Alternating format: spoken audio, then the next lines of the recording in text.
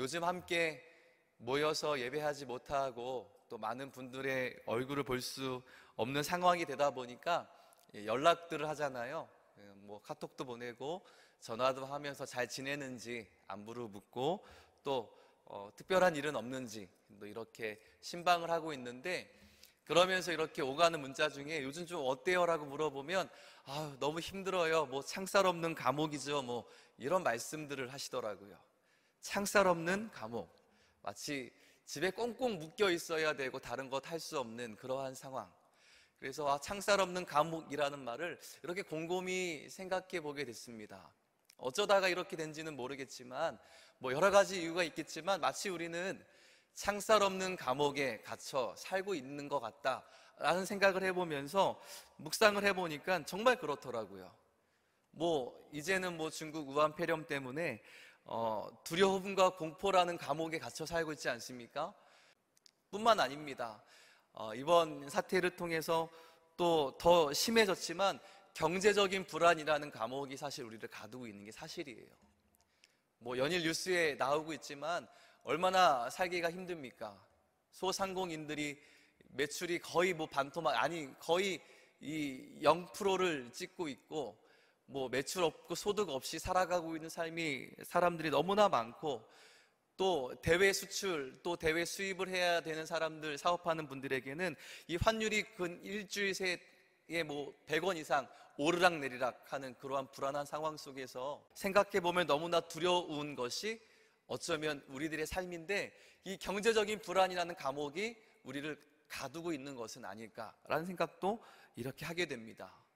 집에서 특별히 할 일이 없으니까 뉴스들을 많이 보게 되고 뭐 유튜브를 보게 되고 여러 가지 일들을 하게 되는데, 이 알게 모르게 또 사회 공산주의 이념이 우리 사람들을 가두기 위해서 얼마나 많은 정보들을 흘려내는지, 그런 악한 이념들이 우리를 또 가두고 있는 것은 아닐지 생각해 보게 돼요.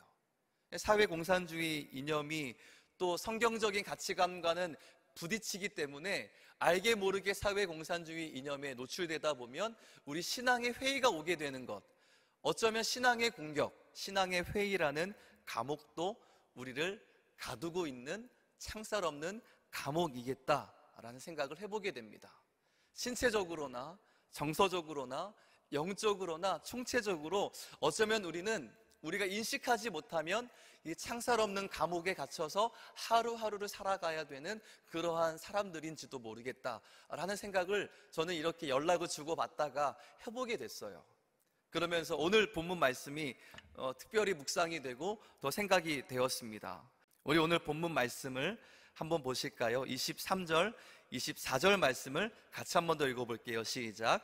많이 친 후에 옥에 가두고 간수에게 명하여 든든히 지키라 하니, 그가 이러한 명령을 받아 그들을 깊은 옥에 가두고 그 발을 착고에 든든히 채웠더니.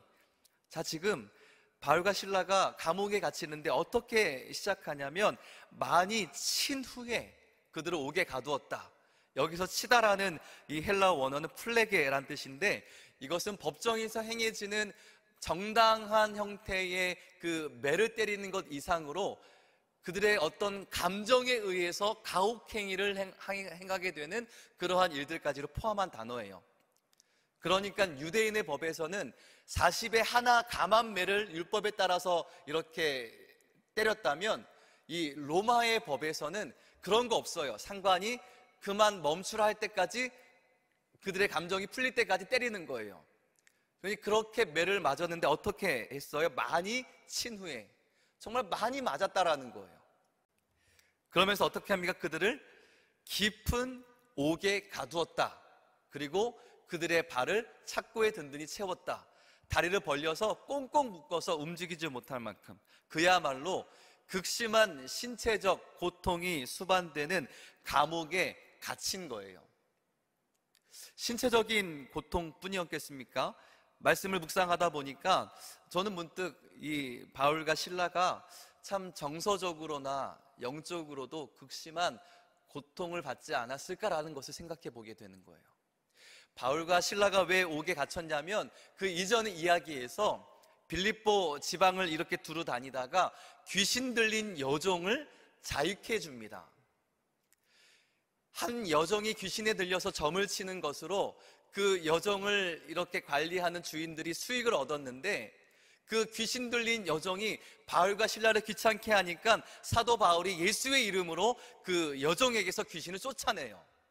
그러니까 주님의 복음, 예수의 이름으로 갇힌 자를 자유케 하는 하나님의 일을 감당하다가 지금 옥에 갇혔다? 영광일 수 있겠지만 저 같았으면 한편으로는 좀 마음이 많이 상했을 것 같아요. 그러니까 이러한 상황들을 이렇게 보면서 어떤 주석학자는 이렇게 표현을 하더라고요. 바울과 실라는 컴컴하고 축축한 지하 감옥에서 양다리가 벌려져 묶인 채 마치 가장 흉악한 범죄자들처럼 취급당했던 것이다. 지금 바울과 실라가 그렇게 흉악한 범죄자처럼 취급당할 만한 일을 했습니까? 귀신 들린 여종에게서 귀신을 쫓아내준 선한 일을 했음에도 불구하고 그들의 이익의 소망이 끊어지니까 그들의 감정대로 매를 맞고 그들을 깊은 지하 감옥에 가두었다. 지금 바울과 실라도 갇힌 거예요. 그런데 여러분, 성경을 보면서 진짜 바울과 실라가 감옥에 갇혔다라고 볼 수 있습니까? 우리가 생각하기에는 갇혀있지만, 그러나 바울과 실라가 정말 감옥에 갇혔는가라는 것을 우리 오늘 좀 생각해 보기를 원합니다. 제가 생각하기에는 오늘 바울과 실라는 감옥에 갇혀있지만 갇히지 않았어요. 첫 번째 증거, 한밤중에 바울과 실라가 기도하고 하나님을 찬송했다라는 거예요. 육체적인 극심한 고통을 받고 영적으로나 정서적으로도 낙심해 있을 법한 그들이 어떤 시간에요? 한밤중에 그들의 소망이 끊어질 만한, 아무것도 기댈 것이 없을 만한, 그 두려움이 엄습할 만한 그 한밤중에 뭐 했어요? 하나님을 찬양했다. 그리고 기도했다라는 거예요. 여러분, 지금 바울과 실라가 갇혔습니까? 저는 그렇지 않다라고 생각합니다. 그들은 그 한밤중에 이 소망이 끊어질 그 시간에도 하나님을 바라봤고 하나님께 기도했고 아울러 하나님께 감사의 찬송을 드리고 있다라는 거예요. 두 번째 증거, 다시 한 번 더 25절 말씀을 읽어볼게요. 시작. 한밤중에 바울과 실라가 기도하고 하나님을 찬송하며 제수들이 듣더라. 자, 두 번째 증거는 바로 제수들이 듣고 있다라는 거예요. 참 재미있는 일들이 일어나고 있습니다. 여기서 제수들이 듣더라 할 때 이 듣다라는 말이요, 에페크레온토라는 뜻인데 성경에서 여기에서만 사용됐어요. 이것은 어떤 의미에서 듣다라는 뜻이냐면 흥미를 가지고 재미있게 듣다라는 거예요. 이상하죠? 그 감옥에 갇힌 모든 제수들에게 한밤중이라는 시간은 고통과 두려움이 엄습하는 시간이에요. 그런데 방금 문매를 맞고 그렇게 온몸이 꽁꽁 묶여 있고 지하 깊은 옥에 가두었던 그 바울과 실라라는 얼굴도 보지 못한 그 사람의 내 입에서 지하 깊은 감옥에서부터 하나님을 찬양하며 기도하는 소리가 들려진다? 야, 이거 희한한데? 어떻게 그런 일이 있을 수가 있지? 어떻게 이런 상황에서도 하나님이라는 그들의 신을 찬양할 수 있지? 이거 재미있게 듣고 있는 거예요. 그러면서 그들의 마음에도 위로를 받고 있었겠죠. 그러니까 놀라운 일들이 지금 이 감옥이라는 지하 깊은 감옥에서부터 일어나고 있는 거예요. 그 한밤중에 하나님을 찬양했다, 하나님께 기도했다, 그것을 모든 제수들이 흥미를 가지고 기쁘게 듣고 있다. 제가 봤을 땐 지금 바울과 실라는 전혀 갇히지 않았다라는 거예요. 오늘 이 본문에서 아무것도 할 수 없이 갇힌 바울과 실라가 기도와 찬양을 드릴 때 옥문이 열리는 기적, 그 기적을 우리가 바라보는 것도 중요하지만 더 중요한 거 한 가지가 있다면 이미 바울과 실라는 갇히지 않았다라는 사실이에요. 그 갇혀있는 감옥에서 기적이 일어나고 그들의 손과 발에 묶였던 모든 착고가 풀어지고 옥문이 열렸다라는 기적도 중요하지만 이미 그들을 가두었지만 그들은 갇히지 않았다라는 이 사실을 기억하는 게 먼저 중요하다고요. 왜 제가 이 말씀을 드리냐면 창살 없는 감옥이라는 것을 우리가 서로 이렇게 나누면서 정말 교회도 나갈 수 없고 이 집에만 갇혀서 이 여러 가지 두려움이라는 것들을 생각하면서 걱정하고 있는 나를 보니까 마치 창살 없는 감옥과 같아요 라는 이 말을 생각할 때 우리는 사도 바울과 실라가 그들의 신체적, 육체적 고통이 동반한 지하 깊은 감옥에 갇혀 있음에도 불구하고 갇히지 않았다라는 사실을 기억할 수 있는 것, 그것이 참 중요한 시기다라는 것을 여러분들께 함께 나누고 싶었던 겁니다. 무엇이 그들로 하여금 이렇게 이 능력을 발휘할 수 있게 했는가? 첫 번째는요, 바울과 실라는 오직 예수 그리스도께 갇혔다라는 거예요. 바울과 실라는 오직 예수 그리스도께 갇혔다라는 거예요. 바울과 실라는 우리가 말하는 창살 없는 감옥에 갇힌 게 아니에요. 그들을 가두는 유일한 한 가지가 있다면 바로 예수 그리스도인 줄로 믿습니다. 특별히 사도 바울은 그가 철저히 유대인이었고 유대 율법에 갇혀있는 그때에는 예수 그리스도를 따르면서 복음을 전하는 초대 기독교인들을 핍박했던 사람이었습니다. 철저히 유대주의에 갇혀 있었던 사도 바울이 한때는 예수 그리스도를 증거하는, 복음을 증거하는 자들을 핍박했던 자였어요. 그런데 부활하신 예수님이 사도 바울을 만나고 나서 사도 바울이 이제는 예수 그리스도께 갇힌 자가 되고 난 이후에 그의 모든 삶은 그리스도를 위하여 살아가는 삶이었다라는 거예요. 예수님의 말씀을 따라 살아가는 사람이었다라는 거예요. 그러니 사도 바울에게 있어서 가장 중요한 거 한 가지가 있다면 바로 예수님의 말씀, 예수님의 뜻, 예수님이 나에게 주신 사명, 예수와 함께 살아가는 것이라는 거예요. 그래서 그의 인생의 가장 중요한 고백을 하나 남기죠. 우리 갈라디아서 2장 20절 말씀을 같이 한번 읽어보겠습니다. 시작. 내가 그리스도와 함께 십자가에 못 박혔나니 그런즉 이제는 내가 사는 것이 아니요 오직 내 안에 그리스도께서 사시는 것이라. 이제 내가 육체 가운데 사는 것은 나를 사랑하사 나를 위하여 자기 자신을 버리신 하나님의 아들을 믿는 믿음 안에서 사는 것이라. 사도 바울이 내가 사는 것이 아니다, 내 안에 그리스도께서 사시는 것이다. 그 이전에 기독교를 핍박했던 그의 삶을 다 십자가의 못을 받고 다시 살아나신 예수 그리스도와 함께 그분이 내 안에서 살아가시는 삶으로 나는 살아간다. 예수 그리스도께 갇힌 자는요, 세상이 아무리 그를 가두려고 해도 가둘 수 없는, 그러한 세상이 감당할 수 없는 그러한 사람인 줄로 믿습니다. 우리 기독교인들의 삶의 본질이 뭡니까? 예수 그리스도께 갇히는 것. 그분이 나의 삶을 가두고 내가 그분을 위해서만 살아가기 위해 살아가는 것, 그것이 우리를 자유케 하는 삶인 줄로 믿습니다. 그렇기 때문에 로마가 또 세상이, 많은 사람들이 그들을 핍박하고 깊은 지하 감옥에 가두게 했을지라도 지금 사도 바울과 실라는 갇히지 않았다. 왜요? 예수 그리스도께 갇혔기 때문에 그렇습니다. 그런가 하면 두 번째, 무엇이 그들로 하여금 자유인으로서 갇히지 않게 하는 능력이 되었는가? 두 번째는요, 바울과 실라는 지금 자유의 본질을 깨뚫고 있어요.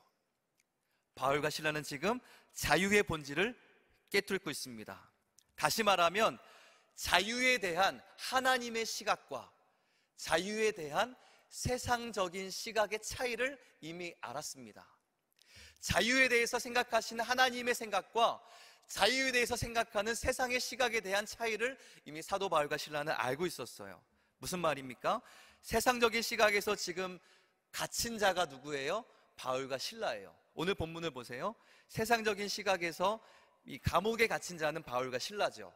매를 맞고 깊은 옥에 갇힌 자는 바울과 실라입니다. 그리고 그들을 간수하는 이 간수, 그들을 관리하는 이 간수가 세상적인 시각에서는 자유인이에요.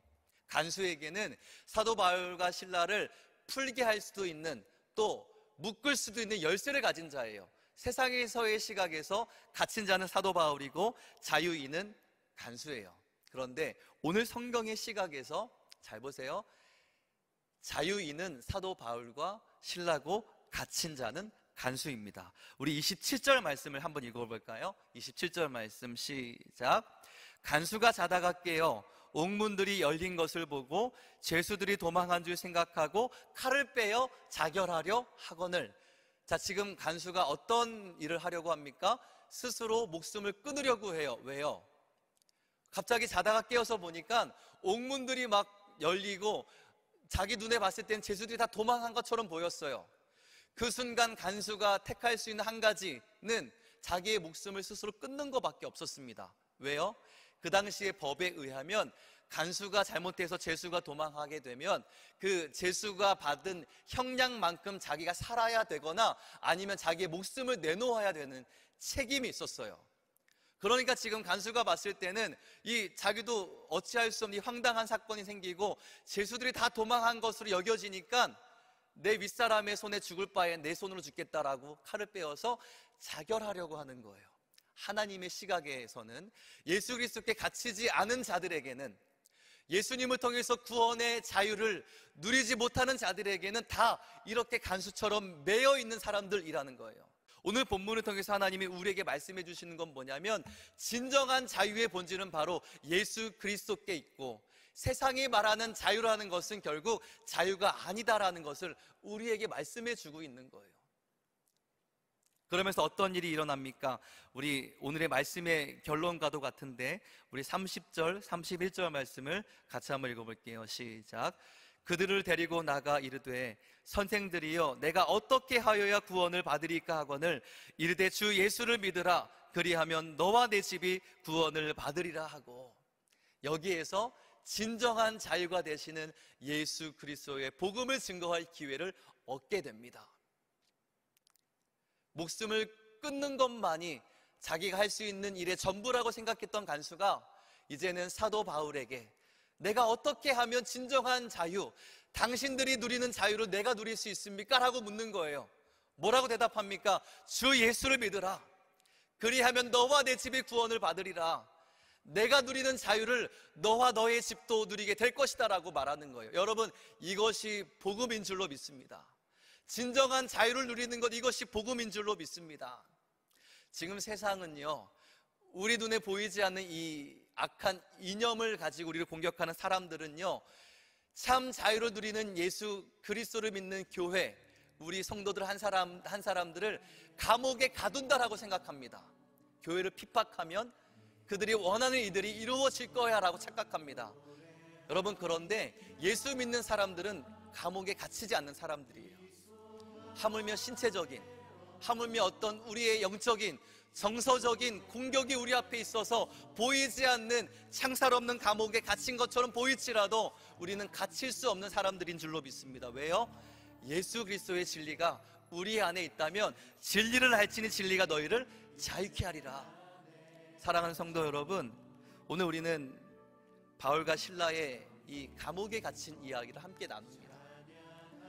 세상 사람들이 우리를 감옥에 가두었다라고 생각할 때 우리가 더욱 하나님을 찬미하고 우리가 더욱 하나님을 예배할 수밖에 없는 이유는 우린 더 이상 갇힌 자가 아니기 때문에 그렇습니다.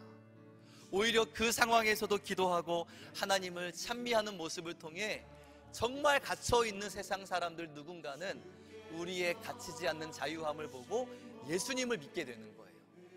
우리 한 사람 한 사람 비록 집에서 여러 가지 고난과 어려움 가운데 신음하고 아파할지라도 그러나 나는 결코 갇히지 않는, 세상에 감당할 수 없는 사람이야 라는 믿음의 고백으로 주님을 찬양할 때 우리 한 사람 한 사람을 통해서 하나님의 은혜를 주시고 복을 주시고 또 다른 갇혀있는 사람들을 구원하게 하시는 놀라운 역사를 이룰 것을 저는 확신합니다. 우리 그런 성도님들이 되기를 예수님의 이름으로 축복합니다.